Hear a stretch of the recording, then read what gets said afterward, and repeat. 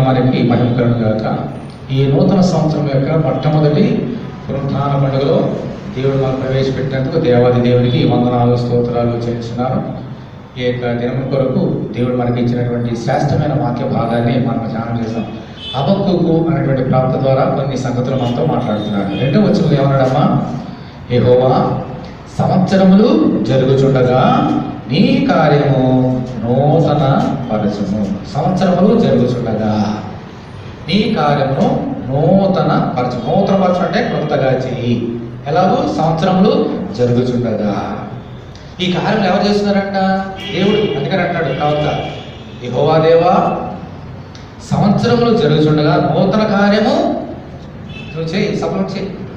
దేవుడిని ప్రార్థన చేస్తున్నాడు. అంటే ఈ కార్యాలన్నీ నూతన పరిచేది ఆయనే, సంవత్సరం జరిగించేది ఆయనే. మనం చూసినాం ఆదికాండం 1వ అధ్యాయం 14వ మనం చూసినాం. పగలు రాత్రిని ఏలడానికి ఆయన సూర్య చంద్ర నక్షత్రాన్ని సృష్టించాడు. అవి సృష్టించినప్పుడు ఏం జరుగుతున్నాయమ్మా? చక్కగా రోజు వెంబడి రోజు వెళుతున్నది, వారం వెంబడి వారం వెళుతున్నది, నెల వెంబడి నెల వెంబడుతున్నది, ఆ తర్వాత సంవత్సరం వెంబడి సంవత్సరం వెళుతున్నది.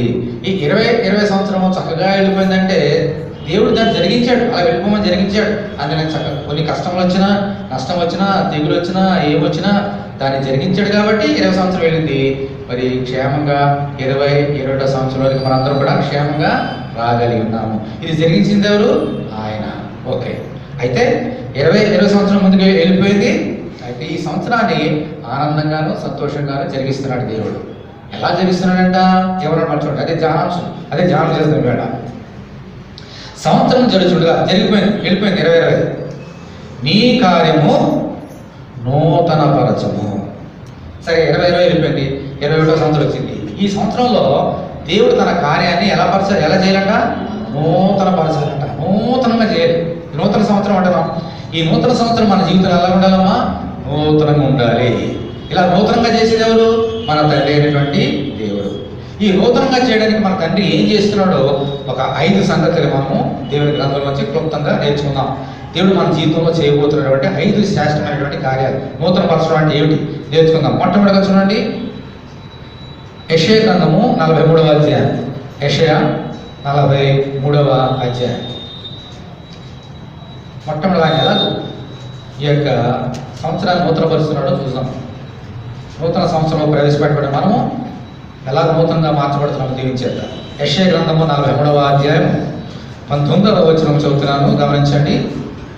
యెషయా 43:19. ఇదిగో నేనొక నూతన క్రియ చేయుచున్నాను, ఇప్పుడే అది మొలచును, మీరు దాన్ని ఆలోచింపరా? ఏంటో నూతన క్రియ? నేను అరణ్యములో త్రోవ కలుగు చేయుచున్నాను, ఎడారిలో నదులు పారజేయుచున్నాను. దేవుని స్తోత్రం. హల్లెలూయా. చూడండి, చాలా జాగ్రత్తగా.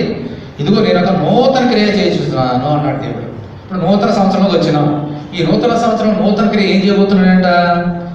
అరణ్యములో త్రోవ కలుగు చేయుచున్నాను, నెంబర్ 1. తర్వాత ఏమన్నాడమ్మా? ఎడారిలో నదులు పారజేయుచున్నాను. ఇది దేవుడు చేసే కార్యం. 20 సంవత్సరం వెళ్ళిపోయింది. కష్టమో నష్టమో ఆనందమో సంతోషమో ఏదో వెళ్ళిపోయింది. 21వ సంవత్సరంలో దేవుడు మనకి చెప్తున్నాడు, ఈ నూతన సంవత్సరాన్ని ఇలానే చేయబోతున్నాను, ఆలోచించుకోండి. అరణ్యంలో నేనేం చేశానమ్మా? నదులు పారజేయబోతున్నాను. సరే, అరణ్యంలో మార్గం సరే, అరణ్యంలో త్రోవ కలిగించున్నాను, ఎడారిలో నదులు పారేసు. అరణ్యంలో ఏం చేస్తాడంటమ్మా? త్రోవ. ఎడారిలో త్రోవ అంటే ఏమిటి? ఎడారిలో నదులు అంటే ఏమిటి? అరణ్యంలో త్రోవ, ఎడారిలో నదులు. ఏమిటి? ధ్యానం చేయాలి. మన జీవితంలో ఒకసారి ఎడారి జీవితంలో ఉంటాయి, ఒకసారి అరణ్యంలో ఉన్నట్టు ఉంటాయి మన జీవితంలో. ఒకసారి అరణ్యం గురించి చూద్దాం. అరణ్యం అంటే ఏముంటాయి మా అరణ్యంలో? ఎక్కడ చూసిన ఎందుకు అరణ్యం అంటాము? మనుషులు ఉంటారు అక్కడ. ఎక్కడ చూసిన చెట్లు, కొండలు, పుట్టలు, చెట్లు ఎక్కువ ఉంటాయి, అడవి మృగాలు ఉంటాయి. ఈ అరణ్యంలో మనుషులు వెళ్ళాలనుకోండి, దారి తెలియదు. అరణ్యం మనం ఎవరైనా విడిచిపెట్టేశారనుకోండి, దారి తెలియక దారి తప్పుకొని అనేక మంది ఉన్నారు అరణ్యంలో. ఈ అరణ్యంలో వారికి దిక్కు తోచదు, ఎక్కడికి వెళ్ళాలా, ఎలా వెళ్ళాలా, ఏది సరైన మార్గం తెలియదు. అలాగే ఎడారిలో ఎక్కడ చూసినా కూడా ఇసుక తిప్పలే ఉంటాయి, ఒక చుక్క నీరు కూడా దొరకదు దాహం తీర్చుకోవడానికి. ఇది ఎడారి జీవితం. ఒకసారి మన జీవితాలు అలా ఉంటాయి, మన ఆత్మీయ జీవితాలు కానీ, శరీర సంబంధ జీవితాలు కానీ. ఈరోజు దేవుడు చెప్తున్నాడు, నీ జీవితం అలా ఉన్నదా? ఏం దుఃఖపడద్దు. దుక్కు తీసి ఎటు వెళ్ళాలి, ఎటు వెళ్ళాలి, అటు వెళ్ళాలి, తెలియని స్థితిలో ఉన్నావా? నీకు నేను తోడుగుండి ఇదే దారి వెళ్ళాలి నీకు చూపిస్తా. దాహం వేసి ఆకలి తప్పుతున్నావా? ఏ దుఃఖపడకు, నీ పక్కన ఉండి నీకు భోజనం చేపిస్తా, నీకు దాహం చేపిస్తా, ఇగో నీ వరకు నదుల్ని పార చేపిస్తే ఎడారిలో అంటున్నాడు. ఎలా చేశాడు? అలా చేశాడు ఆల్రెడీ. ఇజ్రాయేల్ అందరూ కూడా ఐగుప్తు దేశంలో ఉన్నారు, పాలు తేలు ప్రజ దేశం తీసుకెళ్తారని నడిపించుకుంటూ వెళ్తున్నాడు. ఇక్కడ ఎక్కడేటమ్మా భయంకరమైనటువంటి స్థితి ఐగుప్తు దేశంలో. కెనడా సరే తిండి కానీ ఉండడానికి ఇంటి కానీ పట్టుబడి కాదు. అటువంటి స్థితిలో నుండి పాలు తేలు ప్రపంచ దేశంలో నడిపిస్తారని వాగ్దానం చేసి నడిపించాడు 40 సంవత్సరం. ఈ 40 సంవత్సరం ఎలా ఉందమ్మా? ఎటువంటి ద్రోహం వెళ్ళిన వాళ్ళందరూ కూడా సరైన మార్గం లేదు వాళ్ళకి. అరణ్య మార్గం, ఎడారి మార్గం, భయంకరమైన ఎండలు, భయంకరమైన అరణ్యాలు, అడవి మృగాలు. అయినప్పటికీ ఆ అరణ్య మార్గంలో తన ఆత్మను పంపించి వారికి సరైన త్రోవ చూపించాడు దేవుడు మోషే ద్వారా, అహరోను ద్వారా. వారందరూ దేవుడు నమ్ముకున్నారు కాబట్టి అరణ్యంలో త్రోవ తప్పుకోలేదు. ఒక్కరోజు కూడా త్రోవ వారు తప్పుకోలేదు. ఎందుకని? పగలు రాత్రి ఎవరు తోడుకున్నారమ్మా? దేవుడు తోడుకోండి. ఈ వాగ్దానం చేసిన దేవుడు అరణ్యంలో కూడా వారి యొక్క దిక్సూచి లేవు, ఎలా వెళ్ళదు, ఎక్కడికి వెళ్ళాలో కూడా తెలియదు, గమ్యం తెలియదు వారికి. ఆ పాలు తేలు ప్రదేశం ఎలా ఉంటుందో తెలియదు వారికి. అయినప్పుడు దేవుడే వారిని చక్కని త్రోవల వారిని నడిపించున్నాడు. అలాగే మనం కూడా త్రోవ తెలియకుండా ఉన్నామేమో, చక్కని త్రోవలను మనల్ని నడిపిస్తాడు ఈ నూతన సంవత్సరంలో, ఈ కొత్త సంవత్సరంలో. దేవుని స్తోత్రం హల్లెలూయా. అలాగే ఆకలి దప్పులు, ఆత్మ సంబంధంగా, ఇది శరీర సంబంధంగా ఏం చేయాలో తెలియక, ఎలా ఉండాలో తెలియక, అయ్యో నాకు ఏంటి ఏ దిక్కుతో స్థితిలో ఉన్నారు ప్రభా, ఆత్మ సంబంధంగా దాహం తినట్లేదు, శరీరం దాహం తింటారు అంటే ఆయన అంటున్నాడు. వారందరూ ఇశ్రాయేలు అందరూ కూడా అరణ్య మార్గం వెళ్తున్నప్పుడు దాహం వేసింది. ఎడారి మార్గం, అరణ్య మార్గం, నీళ్ళు ఎక్కడ ఉంటాయి? వారు దేవుడు ప్రార్థన చేసినప్పుడు ఎక్కడికి తెప్పించడం నీళ్లు? బండలో నుంచి కూడా దేవుడు ఏం చేసినమ్మా? నీళ్లు రప్పించాడు. ఆ బండలో నీళ్లు త్రాగి దేవుని స్థితించారు అందరూ కూడా. అంటే దేవునికి అసాధ్యమైనది ఏది లేదు. అది ఎడారి కావచ్చు, అరణ్యం కావచ్చు, ఇంకేదైనా కావచ్చు. నీ జీవితం ఈరోజు ఎలా ఉన్నా పర్వాలేదు, మన జీవితాలు ఎలా ఉన్నా పర్వాలేదు, దేవునికి అసాధ్యమైనది ఏది లేదు. మనకు చక్కని త్రోవలు నడిపిస్తాడంట. త్రోవలు మనకు దాహం వేస్తే పక్కనే నదులు పంపించి దాహం తీస్తాడంట. ధైర్యం ఉందాం. అలాగూ ఈ సంవత్సరాలు ఏం చేస్తాడమ్మా? నూతన పరుస్తున్నాడు. దేవుడు కనుక అలా చేయకపోతే, నూతన పరచకపోతే ఇలా సంతోషం ఉండగలుగుతామా? 20 సంవత్సరాల కనుక దేవుడు కార్యం చేసి ఉండకపోతే వచ్చి ఉండవడమా? ఎంతమంది 20 సంవత్సరంలోనే వెళ్ళిపోయారు దేవుని దగ్గరికి? ఎంతమంది అన్ని జనులు ఈ లోకాల్లోకి విడిచిపెట్టేసి వెళ్ళిపోయినా, దేవుని దూరం వెళ్ళిపోయినా? మనమైతే దేవుని కృప చేత ఆయన నూతన పరిచాడు కాబట్టి నూతనంగా మనం ఏం చేసినామా?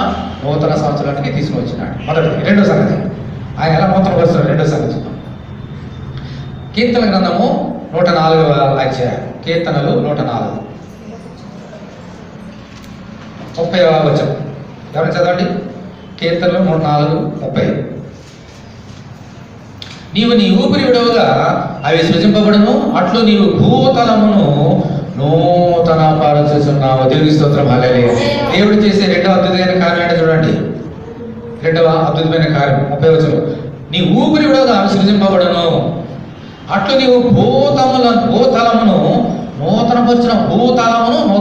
భూతలం అంటే ఏమిటమ్మా? ఈ యొక్క భూమి, ఈ యొక్క ఎంత భూమి వైశాల్యంతో మనకు తెలుసు.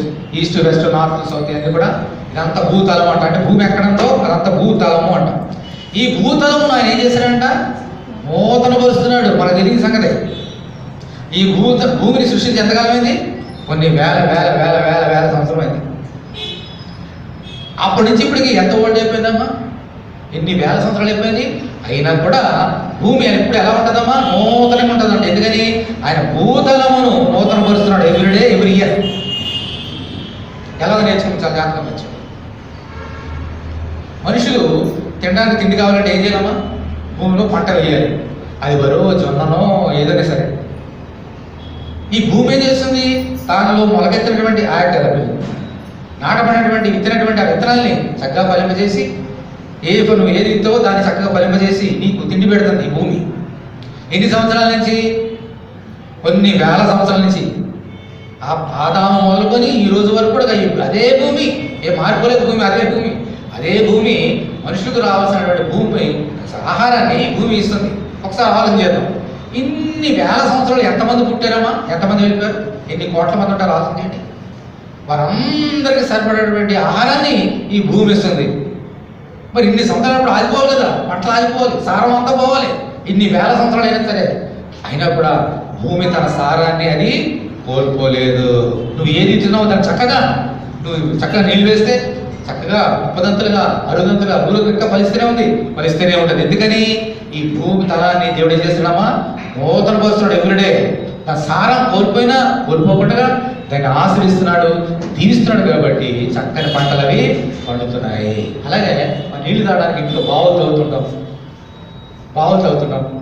ఇప్పుడు మన సుఖరాన ఊళ్ళో మరి సమరశ్రీ వెళ్ళినప్పుడు ఎప్పుడో కొన్ని వేల సంవత్సరాల క్రితము యాకోబుతోని బావి ఇంకా అక్కడే ఉంది. నీళ్లు మరి ఎన్ని వేల సంవత్సరాలైనా ఆ బావిలో నీళ్లు కూడా ఆగిపోయినాయా? ఆగిపోలేదు. నీళ్ళు ఇస్తూనే ఉన్నది ఆ బావి. ఇంకా మరి మనం ఎరుషలేం కానీ ఇజ్రాయెల్ దేశం వెళ్ళినప్పుడు అక్కడ ఇజ్రాయెల్ వెళ్ళినప్పుడు మారా అనే స్థలం దగ్గర బావులు ఉన్నాయి. ఆ బావి దగ్గర నీళ్ళు ఇంకా నీళ్ళ మూటలు అలాగే ఉంటాయి. ఆ మార చేతిన నీళ్ళు ముదురుగా మార్చిన నీళ్ళు బాగా అలాగే ఉంది. ఇంకా ఆ నీళ్ళు ఎలా వస్తానంటాయి? ఎన్ని సంవత్సరాలు వెళ్ళిపోయినా కూడా భూమి తన పంటని కూడా మారడం లేదు, నీళ్ళని కూడా మారడం లేదు. అలాగే సముద్రం చూసుకుంటే సముద్రంలో ఆ చేపలు అవి ఇస్తూనే ఉన్నాయి, మనుషులు పుడుతూనే ఉన్నారు. మరి ఎందుకు జరుగుతున్నాయి? దేవుడి భూతలమును నూతన పరుస్తున్నాడు. అలాగే ఈ నూతన సంవత్సరంలో కూడా దేవుడిని ఆశ్రయించబోతున్నాడు. నీకు తినడానికి తిండినిస్తాడంట, పట్టుకోవడానికి బట్ట, తాగడానికి. ఎందుకని నీ కొరకు దేవుడు ఏం చేస్తాడమ్మా? ఈ భూమిని, ఈ భూతలముని ఆయన ఎవ్రీ హీస్ రెన్యూయింగ్, నూతన పరుస్తున్నాడు నీ కొరకు. ఎప్పుడు వచ్చినా నేను రెడీ అంటది భూమి. ఎప్పుడు నువ్వు విత్తనాలు అడిగినా నేను రెడీ అంటది. ఎప్పుడు ఆకాశం వర్షం కనిపించినా నేను రెడీ అంటది. మరి ఇన్ని జాతకం మంచిది. దేవుడు వర్షం పంపిస్తున్నాడు కదా, భూతలం నూతన పరుస్తున్నాడు. ఇన్ని వేల సంవత్సరాలు ఎన్నిసార్లు వర్షాలు పడినాయమ్మా? అంతసార్లు వర్షాలు పడినాయి కదా. మరి ఇప్పటికి భూమి ఆ నీళ్ళతో నిండిపోవాలి కదా. నిండిపోతుందా? భూమి ఏం చేస్తుంది? ఆ నీళ్ళన్నీ తాగి మళ్ళీ నీకోసం మళ్ళీ నీళ్ళు ఇస్తుంది. ఆ నీళ్ళు తాగి దేవుడు పంపించిన నీళ్ళు తాగి నీకు దాహం తెచ్చినాక ఆ నీళ్ళు ఇస్తున్నారు. ఇదంతా ఎవరు చేస్తున్నారు? మనుషుడా? ఒక సైంటిస్టా? ప్రభుత్వారా? కాదు. నిన్ను సృష్టించిన, సర్వాన్ని సృష్టించిన ఈ దేవుడు. అలాగూ ఈ భూమిని, భూతలముని నూతన పరుస్తున్నాడు. కాబట్టి ఈరోజు నీ యొక్క చేలు కానీ, నీ యొక్క జేబులో కానీ అన్ని సమృద్ధిగా ఉంటున్నాయి. పంటలు కానీ, నీ జీతాలు కానీ, ఇవన్నీ దేవుడు చేసినటువంటి కార్యములు. ఈ 2021 సంవత్సరంలో దేవుడిని అలాగూ దీవిస్తాడని నేను చెబుతున్నాను. మూడవది, ఎలా నూతన పరుస్తాడు ఈ నూతన సంవత్సరాన్ని చూస్తాం. యెహెజ్కేలు గ్రంథము 36వ అధ్యాయం తీయండి. యెహెజ్కేలు గ్రంథము 36వ అధ్యాయం.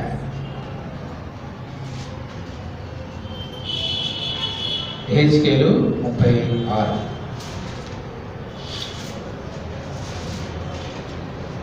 యెహెజ్కేలు 36:26. చదవండి. నూతన హృదయం మీకు ఇచ్చేదను, నూతన హృదయం మీకు ఇచ్చేదను, నూతన స్వభావం మీకు కలగజేసేదను, నూతన స్వభావం మీకు కలుగజేసేదను. రాతి గుండె మీలో నుండి తీసివేసి,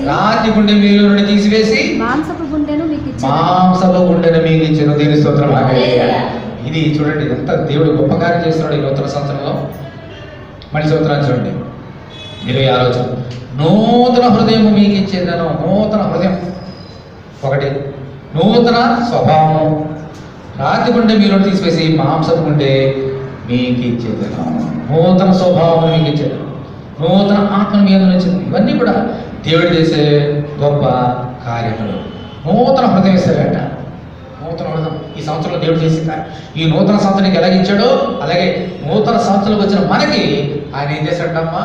రాతి గుండెని తీసివేసి మాంసపు గుండెని ఇచ్చి నూతన స్వభావాన్ని ఇచ్చి మన హృదయాన్ని ఏం చేశాడంట? నూతన పరుస్తాడు. దేవుని స్తోత్రం. హల్లెలూయా. ఎందుకని మనుషులు మనం ఇప్పుడు ఒక మనుషులు ఎలా ఉంటారమ్మా? ఆయనేమో నిన్న నేడు నిరంతరం ఏకైతున్నాడు. మనుషులు మనం అలా ఉండలే కదా. మనం చూద్దాం. ఆయన ఏం చేశాడు? దేవుడు ఇజ్రాయేల్ అంతా కూడా ఆ పాలు తేనె ప్రపంచ దేశంలో నడిపించుకుంటూ వెళ్తున్నాడు. అడవిలో త్రోవ చూపాడు, ఎడారిలో నీళ్ళు ఇచ్చాడు. ఇంకా ఆ భూమిని వారి వరకు ఆకాశం మన్నాను కురిపించి ఈ లోకంలో వారికి ఏది కావాలో అన్ని పెడుతూనే ఉన్నాడు. అయితే వారి హృదయం ఎలా మారిపోయిందమ్మా? రాతి గుండె. ఇవన్నీ చేస్తుంటే ఆల్రెడీ ఎడారిలో నీళ్లు బాగా ఇచ్చాడు కదా. ఇంకో చోట నీళ్ళు లేకపోతే ఆ దేవుడు ఎక్కడ? ఆ మోష ఎక్కడ? సడిగారు దేవుని మీద తిండి లేకపోతే అయ్యో ఐదు దేశంలో చక్కని ఆహారం ఉండేది, చేపలు, కూరగాయలు అన్నీ కూడా ఇక్కడ ఏం లేవే. సడిగారు దేవుని మీద. రాతి గుండె అయిపోయింది వాళ్ళని. అంటే ఏమిటప్పుడు ఎందుకు రాతి గుండె అయిపోయింది చెప్పాలి. కారణం ఏంటి? మాంసం గుండె ఎప్పుడు ఉంటుంది తెలుసమ్మా? నా ప్రాణమా యెహోవాను సన్నిధించుము, ఆయన చేసిన ఉపకారంలో దేనిని మరవద్దనే తెలిపినప్పుడు మనం దేవుని స్తోత్రం చెల్లించినప్పుడు మన మాంసం గుండె ఉంటుంది మనలో. అంటే దేవుడు చేసిన మేలు మర్చిపోయామనుకోండి, మన మాంసం గుండె ఎలా మారిపోతుంది? రాతి గుండె. ఏంటి రాతి గుండె చేసుకున్నాం అంటాం మనం ఒకసారి, మన చెప్పు మాట ఏమంటారు? ఇస్రాయేల్ రాతి గుండె అయిపోయింది, దేవుడు చేసిన మేలు మర్చిపోయారు. ఎడారిలో నీళ్ళు, పంటలోంచి నీళ్ళు రావడం ఎవరికన్నా సాధ్యమమ్మా? అంత గొప్ప కార్యం చేసినా కూడా దేవుడు మర్చిపోయారు. అందరూ కూడా మన జీవితాలు అలా ఉంటారు. ఒకసారి ఈ లోకంలో అనేక మంది ఇలా చేస్తుంటారు. దేవుడు చేసిన మేలు మర్చిపోయి దేవుడికి వ్యతిరేకమైన కార్యాలు చాలా మంది చేస్తారు. వాళ్ళే చేస్తున్నారు.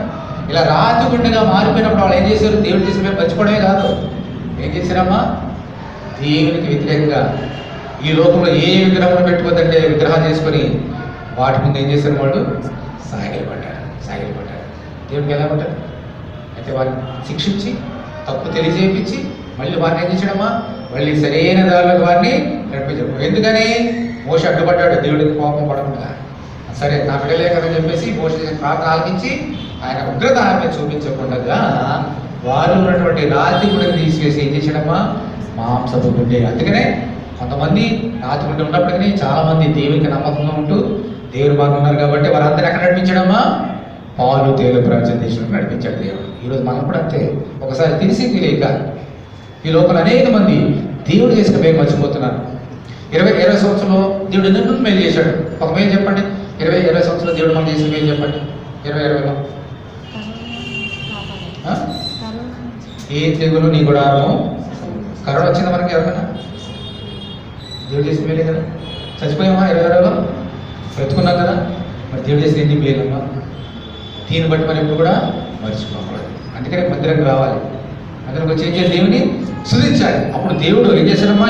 మాంసం గుండెగా మళ్ళీ మార్చేస్తాడు. ఇంకెప్పుడు రాతి గుండెగా మారలేదు. ఒక రాతి గుండెని మాంసంలో మాట్లాడేది నీకు సాధ్యం కాదు, నాకు సాధ్యం కాదు. నీ హృదయంలో దేవుడు ఉన్నప్పుడు, దేవుని దాసుడు నీ హృదయంలో నుంచి నువ్వు చెప్పినప్పుడు నీ హృదయం ఎలా ఉంటుందమ్మా? దేవుడికి ఇష్టమైనటువంటి పాత్రగా, దేవుడికి ఇష్టమైనటువంటి హృదయంగా ఉండిపోతుంది. అందుచేత మనందరూ కూడా నీ జీవితంలో చిన్నది కానీ పెద్దది కానీ దేవుడు చేసినటువంటి ఏ మేలును మరచిపోవద్దు. ఏ మేలు మర్చిపోవద్దు. చిన్నది కూడా పెద్దది.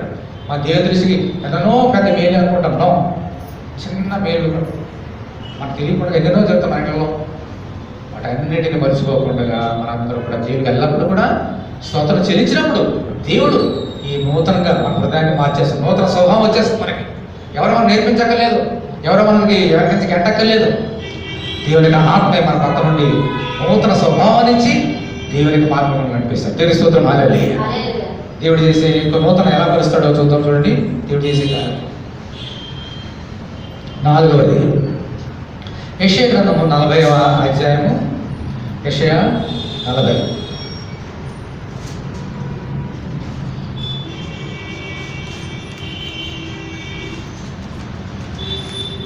31వ వచనం ఎవరైనా చదవండి. యెషయా 40:31.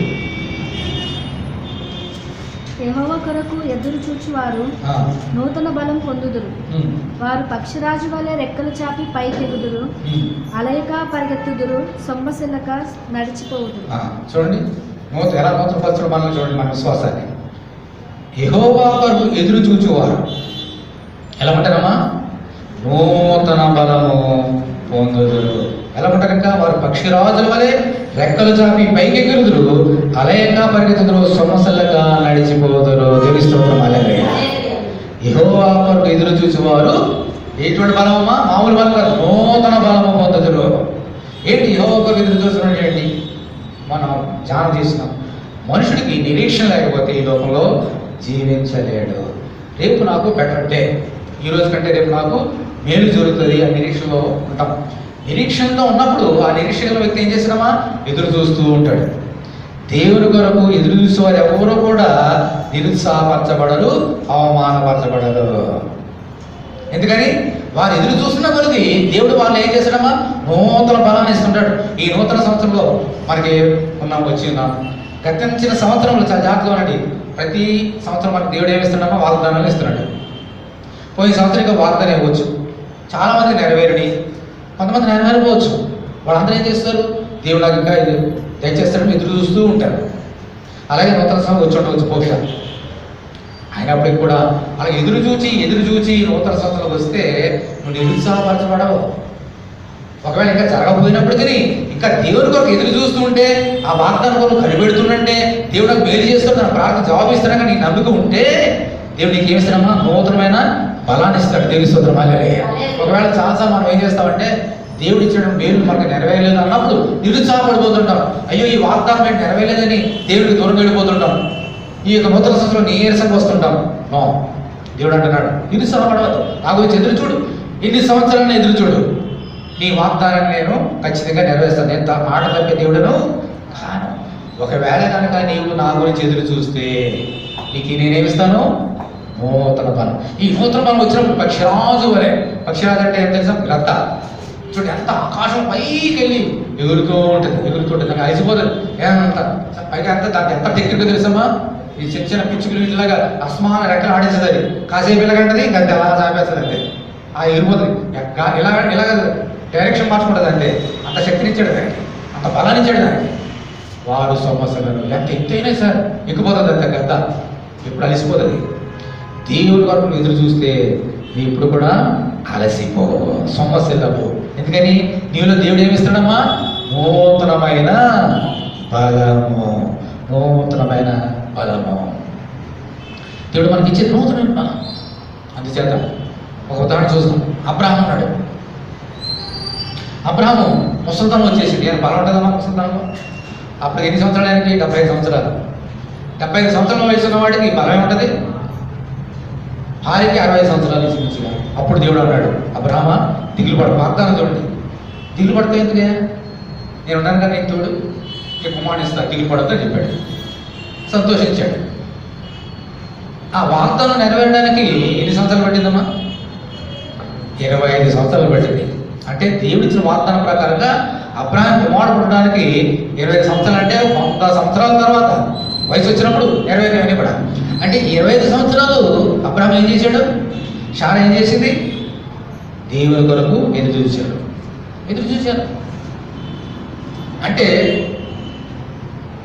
అబ్రహాం గురించి చక్కని మాట బైబిల్లో రాయబడింది. అతడు దేవుని వాగ్దానం గురించి సందేహించిన దేవుని వాగ్దానం గురించి.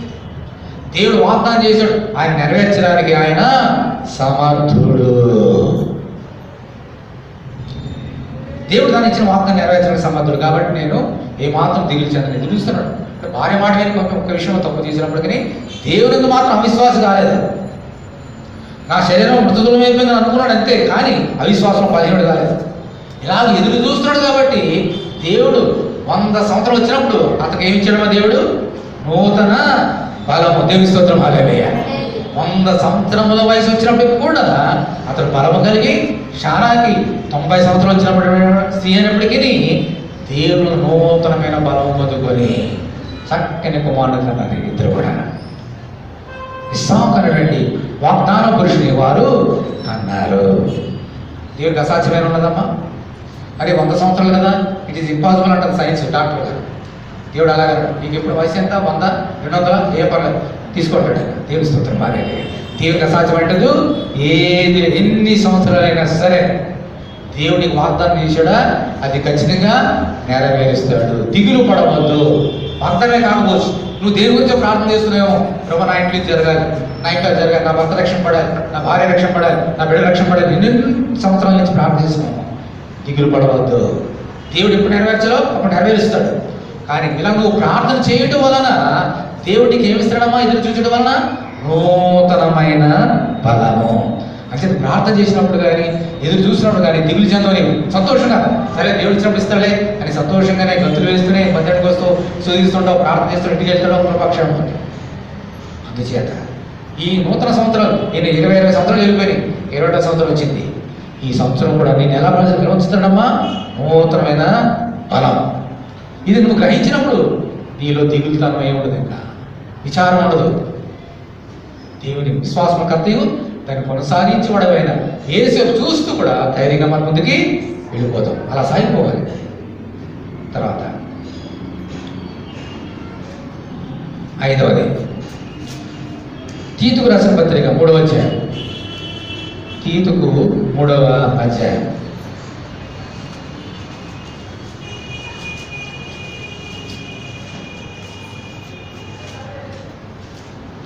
5వ వచనం చదవండి. తీతుకు 3:5, 198 పేజీ.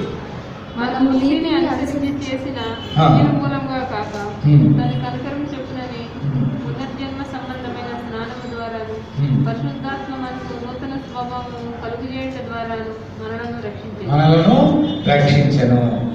ఏంటమ్మా? పరిశుద్ధాత్మ మనకు నూతన స్వభావము కలుగు చేయడం ద్వారా. నూతన స్వభావం ఎప్పుడు వస్తుంది మనకి? నూతన స్వభావము ఎప్పుడైతే మన శక్తి మనం నూతన స్వభావం మనం చేర్చుకోలేం. ఈ శరీరంగా నూతనంగా చేర్చుకోలేం. చూడండి, ఈ నూతన పరచడం అంటే చిన్నప్పుడు మనం పుట్టినాం, చిన్నపిల్లలు ఉన్నారు. వయసు వచ్చినప్పుడు ఎలా ఉంటే ఎలా ఉంటుందా? చిన్నప్పుడు మన చిన్నప్పుడు ఎలా ఉన్నప్పుడు ఎలా ఉన్నాము? రోజు రోజుకి మన శరీరం ఏమైతే మారిపోతుంటాయి. నిన్న ఉన్నట్టు ఈ రోజు ఉండదు, శరీరం మారిపోతుంటుంది. దాన్ని నూతన పరిచయం ఎవరు? నువ్వు కాదు, నేను కాదు, దేవుడు. అలాగే మన హృదయంలో దేవుడు ఒక ఆత్మను పెట్టినాడు. ఈ ఆత్మ మనల్ని ఏం చేస్తుందమ్మా? నూతన స్వభావం. అనగా ఎప్పుడు కూడా మన దేవుల్లో మనకి నూతనం ఉంచుతుందంట. తక్కువ దేవుల్లో ఉన్నది వచ్చినప్పుడు ఎప్పుడు నూతనంగా ఉంటాము. ఎందుకని? ఎల్లప్పుడూ మనకి ఆయనకి అనుదినము మనకి ఎలా ఆయన నూతన స్వభావం మనకి ఇస్తున్నాడు. మనందరూ కూడా నూతన వాత్సల్యత మనకి కలుగుతున్నది కాబట్టి తన ఆత్మను మనం ఊరు పెట్టి నూతనంగా మనం చేస్తున్నాడు ఆయన. ఎప్పుడు అందుకని అర్థంగానే ఉంటాం. అందుకని పౌలు ఒక మాట అన్నాడు, మా బాహ్య పురుషుడు కృషించిపోతున్నాడు, మా ఆంతర్య పురుషుడు దినదినము నూతన పరచబడుతున్నాడు, బలపరచబడుతున్నాడు. దేవుని స్తోత్రం. హల్లెలూయా. ఎందుకని ఈ శరీరం ముసలితనం వస్తే ఇక కృంగిపోతుంటుంది రోజులు వచ్చే కొలిది. కానీ అంతరంగ స్వభావం ఎలా ఉంటుందమ్మా? అంతరంగంలో దేవుని ఆత్మ ఉన్నాడు కాబట్టి మనల్ని దేవుని కొరకు చక్కగా నిలబెడతాడు. అంచేత ఈ నూతన స్వభావం దేవుని ఎడల అంత ఆసక్తి ఇచ్చేది ఎవరమ్మా? దేవుని యొక్క ఆత్మ, పరిశుద్ధ ఆత్మ. ఎలా వస్తాడు మరి పరిశుద్ధ ఆత్మ? దేవుడు ఈ నూతన స్వభావం ఎలాగిస్తాడు? మనం చూస్తున్నాను చూడండి అక్కడ 5వ వచనం.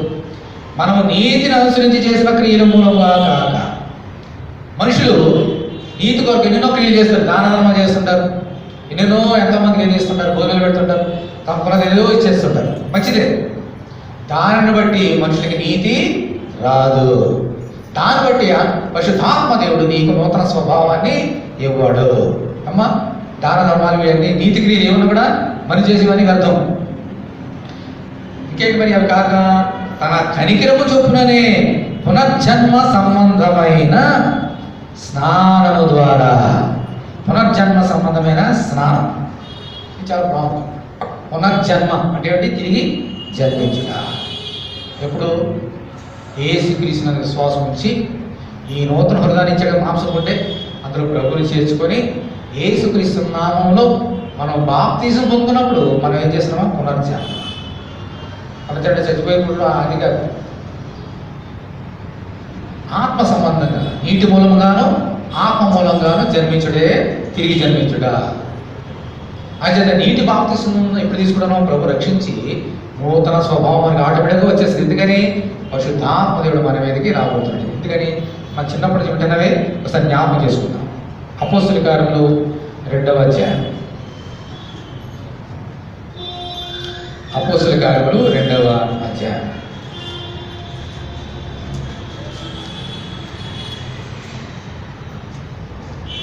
పదిహేడవ వచనం, 2:17 నేను చదువుతున్నానండి. వారి మాట విని హృదయంలో నొచ్చుకొని, సహోదరులారా మేమేమి చెప్పుమని పేతురును కడమ అపోస్తులను అడగగా, పేతురు, మీరు మారు మనసు పొంది పాప క్షమాపణ నిమిత్తము ప్రతివాడును యేసుక్రీస్తు నామమున బాప్తిజం పొందుడి. అప్పుడేమన్న తర్వాత అప్పుడు మీరు పరిశుద్ధాత్మ వరము పొందుదురు. ఈ వాగ్దానం అందరికీ అంటున్నాడు. అంటే ఏంటనమాట? మీరు మారు మనసు పొంది యేసుక్రీస్తు నామమున మనందరం ఏం చేయాలమో బాప్తిజం పొందాలి. ఇది పునర్జన్మ సంబంధమైన స్నానం. అప్పుడు పరిశుద్ధాత్మ అనే వరమని మీరు పొందుకుంటారు. ఎప్పుడైతే పరిశుద్ధాత్మ వరం పొందుకుంటున్నామో ఈ పరిశుద్ధాత్మ మనకి ఏమిస్తాడమ్మా? నూతన స్వభావము. అప్పుడు ఆత్మ ఫలం అంటాం కదా, ఆత్మ వరములు అంటాం కదా, ఇవన్నీ మనకి ఇస్తాడు ఈ నూతన సంవత్సరంలో. ఈ నూతన సంవత్సరం దేవుడు ఇచ్చే వార్తలు ఇవన్నీ కూడా. సరే, గతించింది అయిపోయింది, 2020 అయిపోయింది. 21వ సంవత్సరంలో నేను మిమ్మల్ని ఎవరైనా బాప్తిజం తీసుకోలేదా? బాప్తిజం తీసుకోండి. పాపం తీసుకొని ఎదురు చూస్తున్నారా? నేను మీకు ఏమిస్తానమ్మా? పరిశుద్ధాత్మని ఇస్తాను. పరిశుద్ధాత్మని ఇచ్చానా? ఆ పరిశుద్ధాత్మ మీకేమిస్తాడు? నూతన స్వభావం. ఎలాగూ? పరిశుద్ధాత్మ ఫలము, పరిశుద్ధాత్మ యొక్క వరములతో మరి లోపల చక్కగా నడిపించబడతాము. దేవుని మహిమ కొరకు మనం ఈ లోకంలో జీవించబడతాము. ఇలా దేవుడు ఏం చేస్తాడమ్మా, సంవత్సరములు జరుగుతుండగా నీవు ఈ యొక్క సంవత్సరముల్ని నూతన సంవత్సరం నూతనపరచుకో, నూతన క్రియ చేయాలి, మమ్మల్ని సఫలపరచుకో. ఇలా చేస్తారంటే 5 కార్యాలు 5 సంగతులు నేర్చుకున్నాం దేవుడు చేసి ఈ నూతన సంవత్సరంలో. ఏంటో ఒకసారి మనం జ్ఞాపకం చేసుకుందాం, ఒకసారి జ్ఞాపకం చేసుకుందాం. చూడండి దేవుడు చేసే 5 కార్యాలు ఏంటి? మొట్టమొదటిగా ఆయన ఎడారిలో నదులు, అరణ్యంలో త్రోవ, ఆ తర్వాత ఏమో భూతలం యొక్క ఈ భూమి అంతా కూడా నూతనపరిచి మనందరూ కూడా ఏది కావాలంటే అది దయచేస్తున్నాడు. మూడవది ఏంటమ్మా? నూతన స్వభావం. దాంట్లో భాగంగా మాంసపు గుండె. తర్వాత 4వది పక్షిరాజు వలె మళ్ళీ ఏం చేస్తాం, అలేక స్వలేక మరి నూతన బలము కలిగి మరి వెళ్తామని అంటున్నాడు. 5వది మనకి ఏమిస్తున్నాడు అంటానమ్మా? పరిశుద్ధాత్మనిచ్చి నూతన స్వభావాన్ని ఇస్తున్నాడు. ఇలాగే ఈ నూతన సంవత్సరాన్ని ఆయన ప్రిపేర్ చేశాడు. అయితే మనం ఏం చేయాలి ఇప్పుడు? అటువంటి నూతన పరిచినటువంటి ఈ యొక్క సంవత్సరంలో ఉన్న ఆశీర్వాదాలు మనం పొందుకోవాలంటే మనము ఏమి చేయాలి? ఇది చాలా ప్రాముఖ్యమైన సంగతి. ఏం చేద్దాం చూడండి. కీర్తన గ్రంథము 51వ అధ్యాయం. కీర్తనలు 51.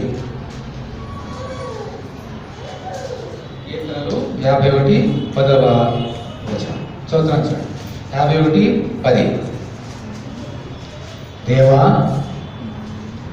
నా యందు శుద్ధ హృదయము కలుగజేయము. తర్వాత ఏమన్నా? నా అంతరంగములో స్థిరమైన మనస్సును నూతనముగా పుట్టించము. దేవుని స్తోత్రం. హల్లెలూయా.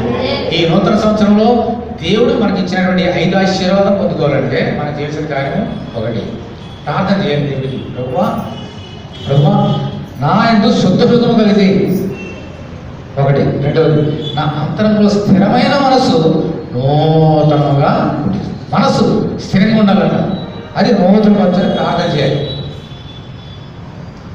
ఎందుకని ప్రభు చెప్తున్నాడు, యెహోవా యందు లేదంటే మన ప్రభుని యేసుక్రీస్తు విశ్వాసం ఉంచేవారు ఎలా ఉంటారమ్మా?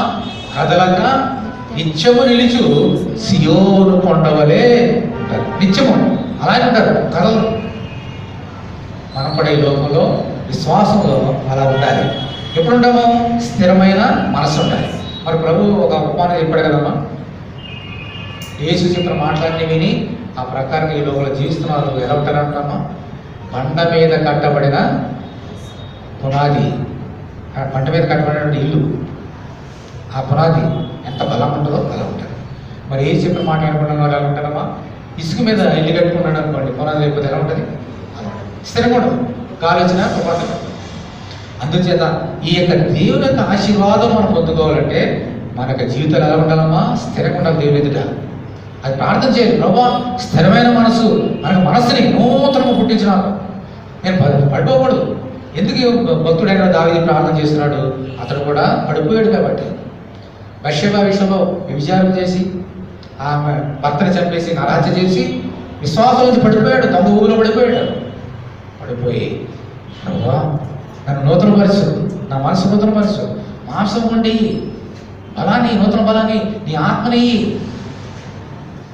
ప్రభా, నా కొరకు భూతాలన్నీ నూతనపరచు, ఎడారిలో నీళ్లు, అరణ్యంలో త్రోమ చూపించిన ఆయన అని ప్రార్థన చేశాడు. కాబట్టి దేవుడు అతను కరుణించి కాపాడి తప్పు చేసినప్పటికీ క్షమించి తిరిగి మన అతన్ని సింహాసనం మీద కూర్చుండబెట్టినాడు. దేవుని స్తోత్రం. హల్లెలూయా.